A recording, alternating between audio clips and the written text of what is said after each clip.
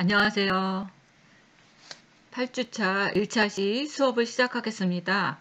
1차시 수업은 우리가 미술의 이해지만 우리가 또 이제 한국 화가들을 또 모를 수는 없잖아요. 그래서 이 8주차는 중간고사이기도 하지만 1차시, 2차시에는 수업을 해야 되기 때문에 1차시에는 1차시, 2차시에는 이 한국의 유명한 그 화가들 중심으로 해서 이론 수업을 하고요.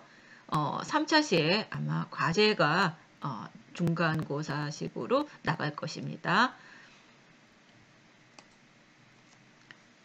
네, 대한민국 우리나라 이 화가 작가의 작품들로 했는데요. 지금 한 8사람으로 좀 유명한 좀 우리 미술과 관계된 유명한 화가들 중심으로 해서 준비를 했고요. 이 1차시 수업에서는 이 김한기 화백에 대한 것들로 아마 그 조사하는 시간을 가지려고 합니다. 1차시에 김한기 화가를 쓴 이유는 우리가 기본적으로 디자인의 혁명이기도 하고 또 이 디자인의 기본 요소인 점선면을 가지고 그 시도한 우리나라 대표적인 화가이기도 합니다. 그리고 또 세계에서도 또 아주 유명한 화가이기도 하죠. 그래서 김한기 화백에 대해서 알아보는 시간을 갖도록 하겠습니다. 예, 김한기 화백은 1913년에서 1974년입니다. 한국의 이런 추상 미술의 선구자이기도 하고요. 20세기 한국 미술을 대표하는 화가입니다. 그리고 이 김한기 화백은 한국의 그런 산천과 하늘, 그 다음에 달과 구름, 그 다음에 백자와 전통무늬 등 아주 그 한국적인 소재를 가지고 그것들을 점점 추상화시켜서 이것들을 점, 선, 면으로 표현하는 이런 전면 점화 그런 것들을 그렸습니다. 그래서 한국의 근대 회화의 추상적인 방향을 연 선구자로 평가받기도 하고요.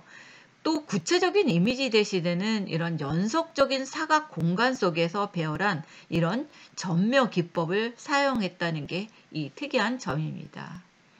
이 초기에는 이런 기하학적인 추상에서 출발해서요. 동양적인 느낌을 근간으로 한 이런 반추상화 작업을 시작을 했고요. 이후에 미국으로 간 뒤에는 이런 당대의 뉴욕의 화풍을 받아들이면서 완전히 이런 추상화풍으로 전환해서 그림을 그리기 시작했습니다.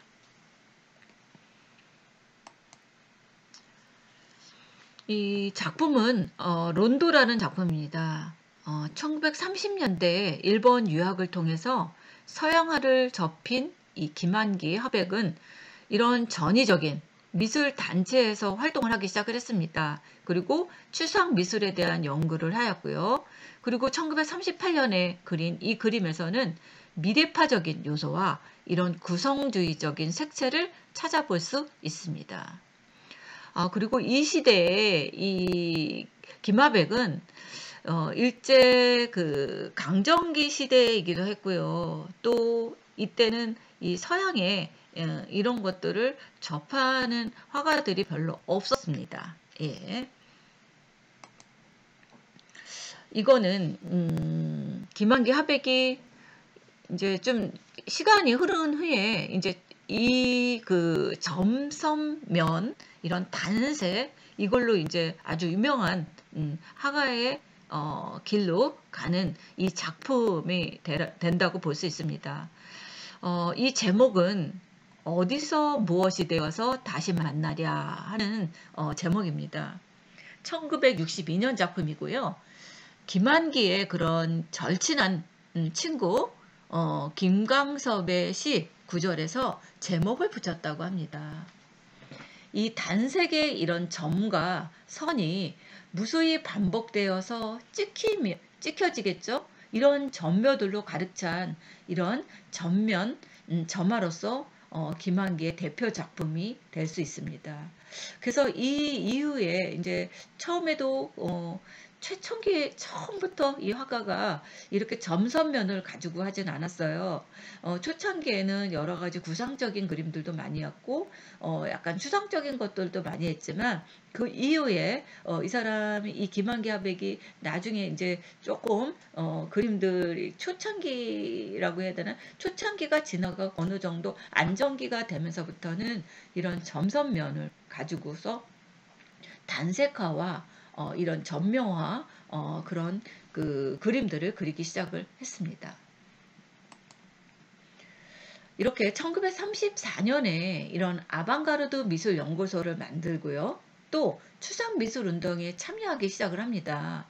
그리고 1937년 귀국할 때까지 일본에서 신미술 운동에 적극 참여합니다. 그리고 1948년에서 1950년대까지 이 서울대학교 미술대학 교수로 재직합니다. 그러면서 신사실파를 조직을 세우고요. 또 새로운 그런 모더니즘 운동을 전개합니다. 그리고 1956년에는 이 파리로 건너가서 서구 미술을 3년간 체험하고 귀국합니다. 그리고 1952년에는 홍익대학교 교수로도 취임을 하였고요. 이 파리를 다녀온 후 1959년부터는 이 1963년까지 미술 학부장과 학장을 지내면서 대한민국 미술전람회 심사위원과 대한미술협회 회장, 한국미술협회 이사장을 맡기도 합니다. 그리고 1965년에 이런 상파울 비엔날레에 커미셔로 출국해서 회화 부분 명예상을 수상합니다. 그리고 미국에 정착해서 뉴욕에서 작품 활동을 하고요. 죽은 뒤에는 이 뉴욕과 서울에서 각각 그를 위한 해고전이 열립니다. 그래서 김한기 그 갤러리가 따로 있습니다. 그리고 이 사람 작품들이 가격이 엄청나게 또 뛰고 있죠. 또 이런 한국의 서양 화가로 한국 근현대 미술사를 대표하는 거장이기도 합니다. 그리고 서구의 모더니즘을 한국화했다는 평가를 받습니다. 이 초창기에는 이런 추상미술의 선구자였고요. 프랑스와 미국에서 활동하면서 한국 미술의 국제화를 이끈 화가 중에 한 사람입니다. 또 김한기는 이런 추상 계열에서 벗어나서요. 구상을 추구하면서도 오히려 이런 조형수단의 자율적인 이런 표현을 추구하기도 했습니다. 그리고 이 사실적인 표현보다는 이런 면이나 선이나 형태나 아니면 이 색채, 아니면 리듬, 이런 것들을 대상으로 해서 이런 조형적인 요소, 소재, 이런 것들을 가지고 새롭게 이제 표현을 하기 시작을 합니다. 그래서 이 김한기 이 화백의 작품 경향을 살펴보면 초기에는 이런 기하학적인 추상에서 출발을 합니다. 그리고 거기에는 이런 동양적인 간조와 아치를 근간으로 한 약간 반추상의 세계를 보이다가요. 이 도미 후에는 완전히 추상학파음으로 전환해서 옵티컬한 이런 양식의 새로운 이런 사조를 받아들이고 있음을 보여주고 있습니다.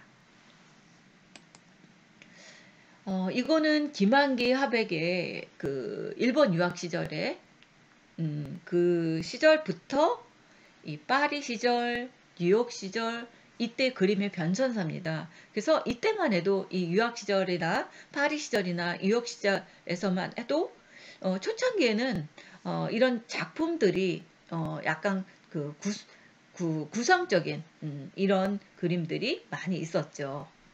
그래서 김한기 작품을 시대별로 보면 이 동경시대 작품들은 이 종달새 노래할 때예요. 그래서 이렇게 약간 구상적인 실제 이런 인물을 놓고 이것들을 단순화시키지만 이렇게 이런 형상을 보여주는 그런 그림을 그렸습니다. 그러다가 파리 시절에는 이런 매화와 항아리라는 그 1930년대, 40년대 그때까지는 이렇게 약간 추상적인 그림들을 많이 그렸고요.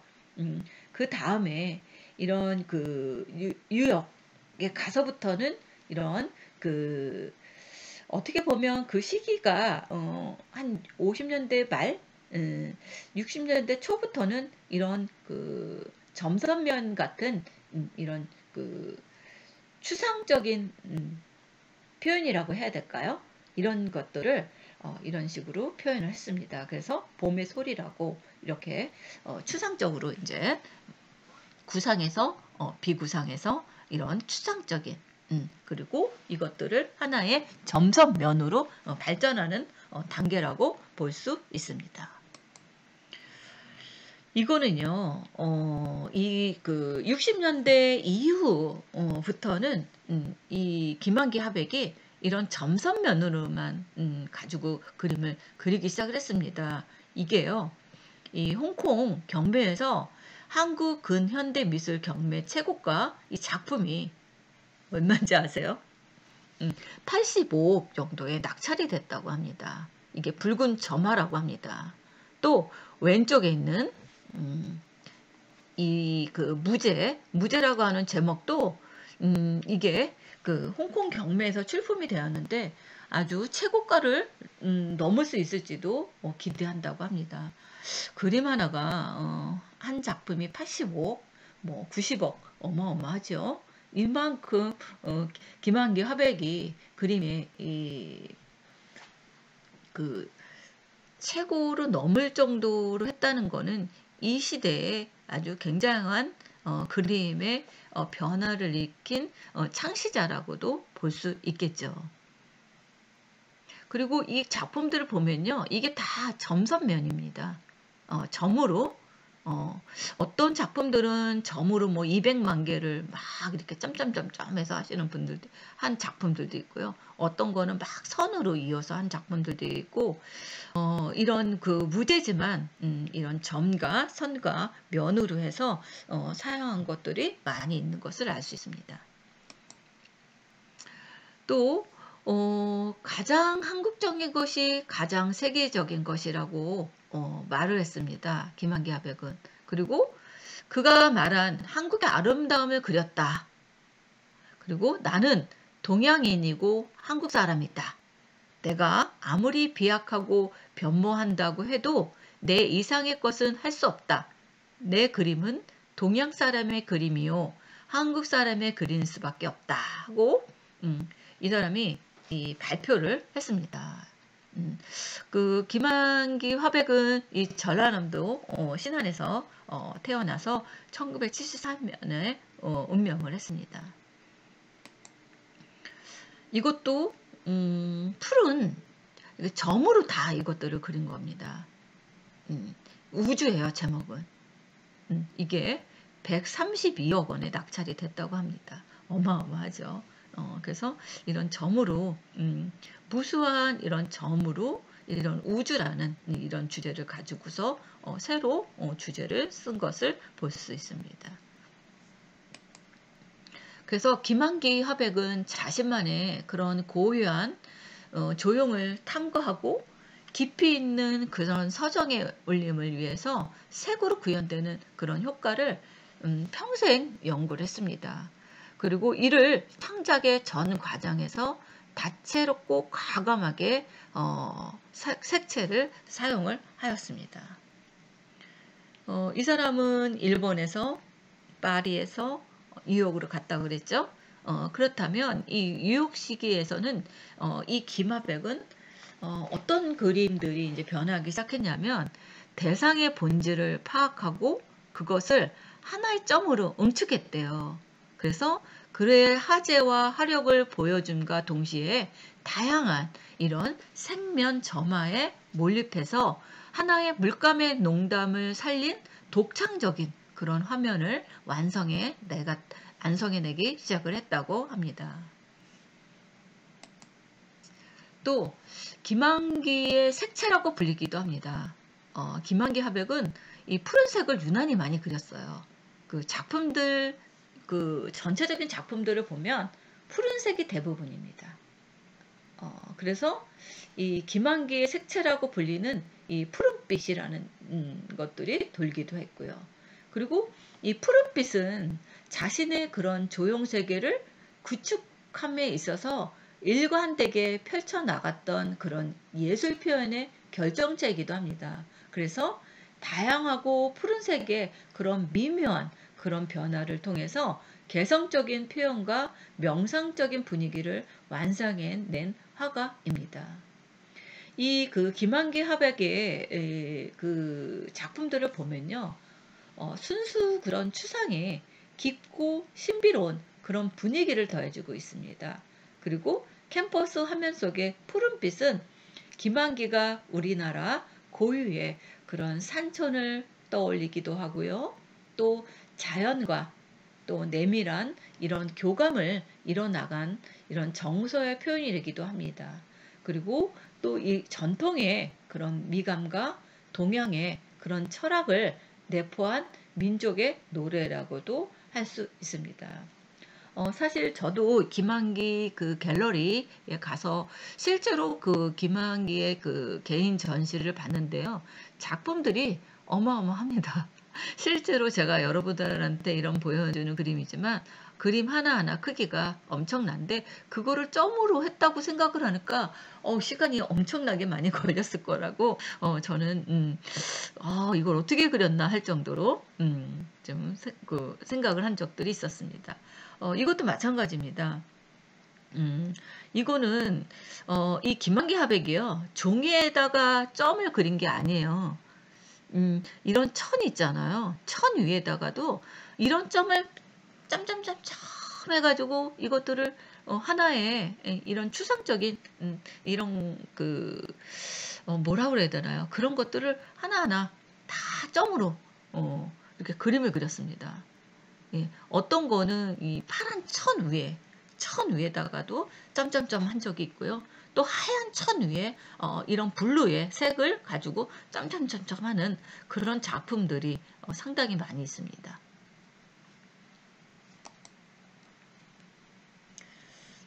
이것도 하나의 그 천 위에다가 유색을 한 건데요. 그 색면과 색띠를 이용한 구도라고 합니다. 그래서 타원이 중심을 향해 밀집되는 이런 십자가, 어떻게 보면 십자가로 보이죠?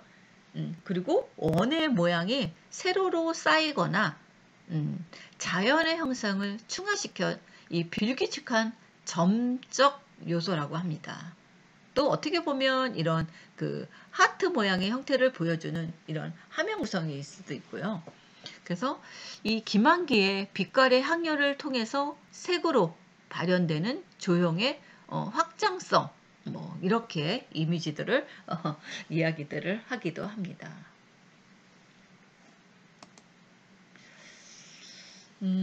그래서 김한기 화백은 이런 아까도 제가 얘기한 것처럼 이 푸른색에 물들다 한국의 그런 산호를 모티브로 해서 달밤의 푸른빛을 화면의 주주색으로 표현을 했고요. 1950년대 작품에서부터는 두터운 이 마티에르와 구상성이 사라지고 이 추상적 세계에 몰입해 가는 이런 작품들이 나오기 시작을 합니다. 그리고 1970년대 이후에는 다양한 그런 색면과 색점으로 화면을 구성한 이 전면, 점화까지 작가가 끊임없이 집중하고 사용했던 그런 푸른빛의 다채로운 그런 스펙트럼과 무한한 깊이를 교감하는 그런 시간을 우리에게 선사해주는 그런 느낌을 받습니다. 그리고 이 색 질감, 색과 질감의 다양한 변주라고 하는데요. 공간에는 이 김학의의 그런 점화를 비파괴 조사로 XRP 성분 분석기로 이용한 이런 안료의 성분 분석을 진행하고요. 적외선 촬영, 현미경 카메라 분석, 접사 렌즈 촬영 등을 통해서 이런 유무의미한 연구 성과를 도출하는 과정이 선보이기도 했습니다. 어떻게 이런 색질감을 했을까 하는 그런 것들, 색과 질감의 다양한 변주해서 이것들을 이렇게 분석도 하고 촬영도 하고 뭐 이런 그 연구도 하기도 했다고 합니다. 이거는 달밤의 섬입니다. 이 김한기 화백은 푸른빛에 물들다. 한국의 그런 산호를 모티브로 했다 그랬잖아요.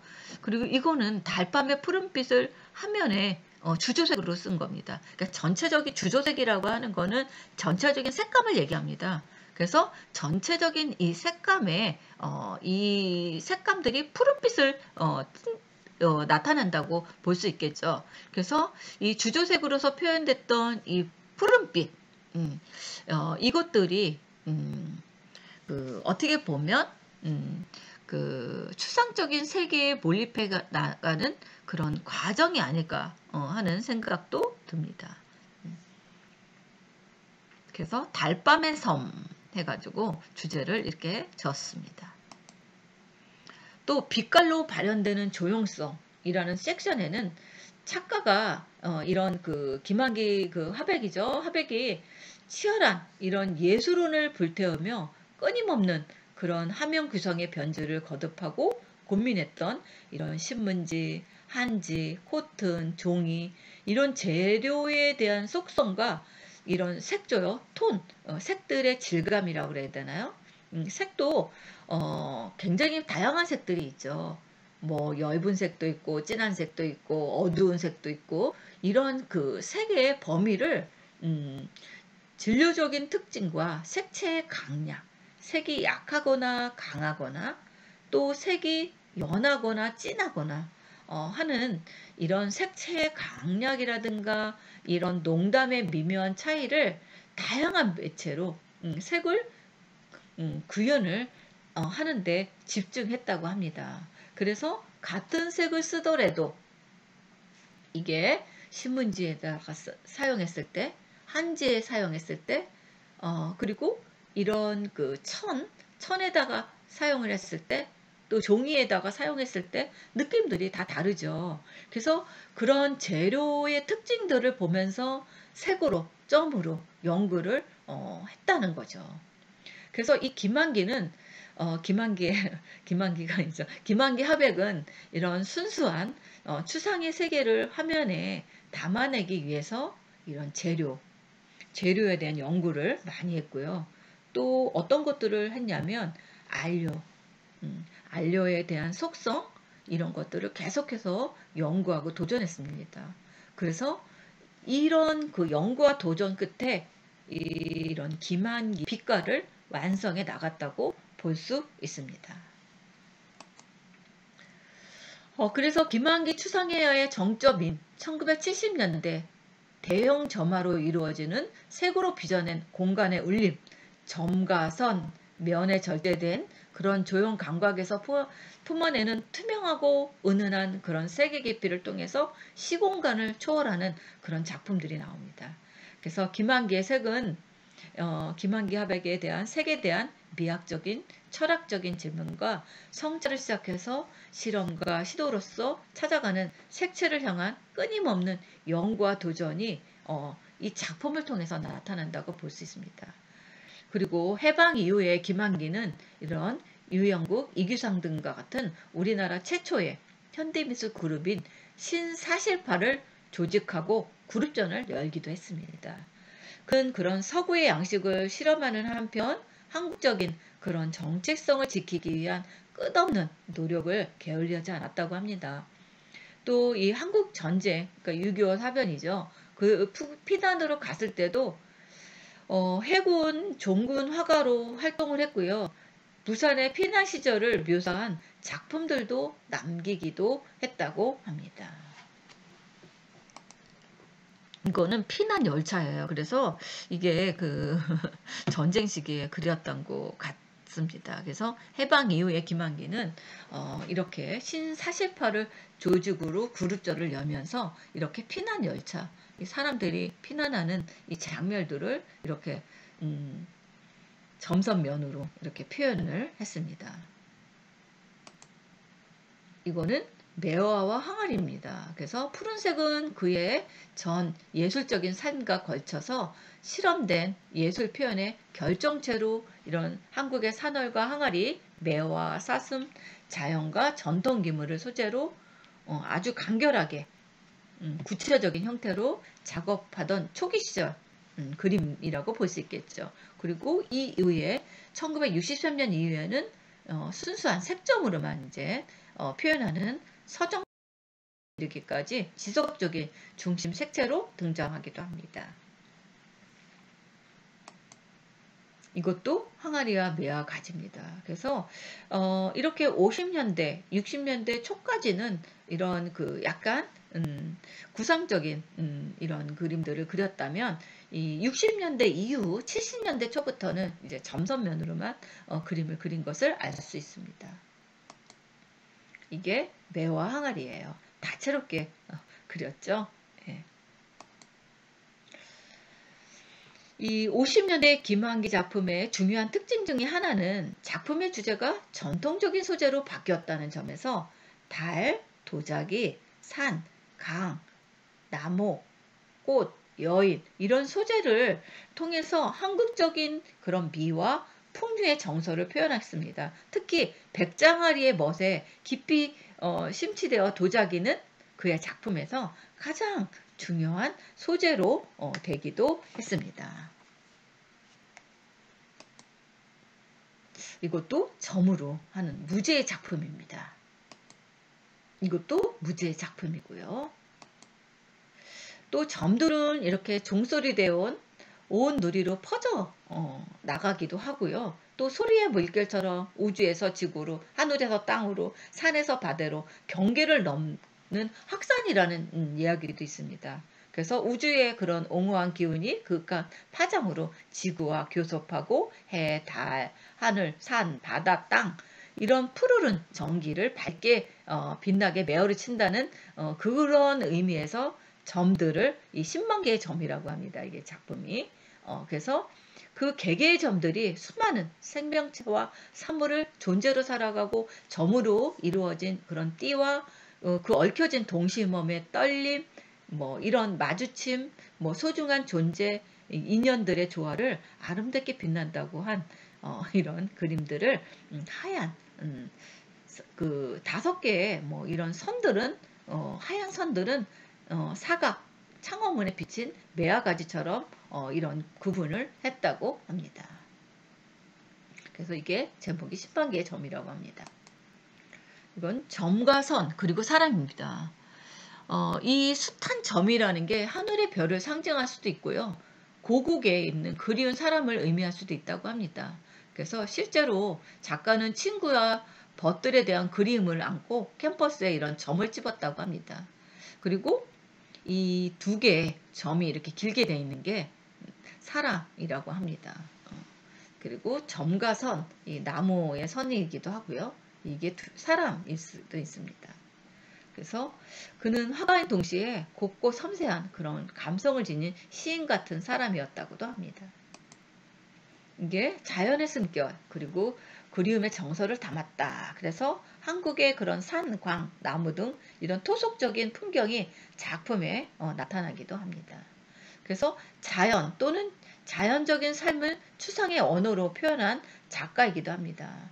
이 서양 미술사에서 몬드리엔이나 간딘스키의 작품의 변화를 보면 자연과의 관련성이 존재하지만 현대화에서 이런 화면의 평면성을 두드리고 김환기의 작품에는 자연에 완전히 얽매여 있지 않다. 동시에 이런 자연과 분리된 인공 언어도 아니고 자연과 언어 그 중간 어디에 매 순간 균형을 잡기 위한 애쓰는 긴장감이 있다고 이야기들을 합니다. 이거는 지금 이 김환기 화백의 작품들이 이런 그 매체를 통해서 이런 그 미디어 파사드까지도 지금 전시가 되고 있습니다. 그래서 그만큼 이 김환기 화백이 굉장히 중요하다는 것을 알려주고 있습니다. 예, 감사합니다. 오늘 수업 여기서 마치도록 하겠습니다.